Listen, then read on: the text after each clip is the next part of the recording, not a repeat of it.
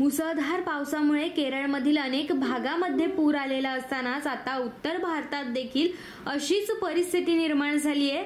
अतिवृष्टीमुळे दिल्लीच्या अनेक भागांमध्ये पाणी साचल्याच्या घटना समोर येतात। पाठोपाठ उत्तराखंडमध्ये देखील अतिवृष्टी सुरू झाली आहे आणि आता केदारनाथला जाणाऱ्या मार्गावरती लिंचोली जवळ ढगफुटीची घटना समोर आली आहे।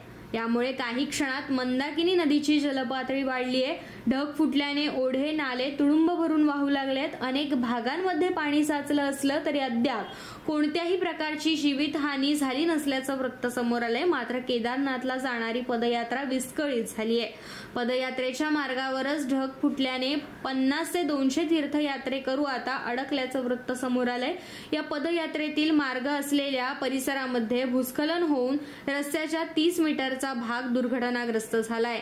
केदारनाथला जाणारा पायी मार्ग दुर्घटनाग्रस्त झाल्याने या मार्गावरील दळणवळण पूर्णपणे ठप्प झालंय। स्थानिक प्रशासनाने मदतीसाठी एक बचाव पथक घटनास्थळी पाठवलंय।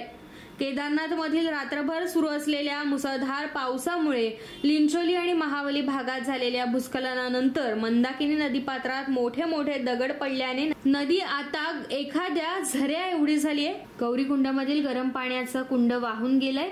मध्यरात्री गौरीकुंड आणि सोनप्रयाग परिसरातील लोक आरडाओरड करत धावत सुटल्याचं काही प्रत्यक्षदर्शींनी सांगितलंय।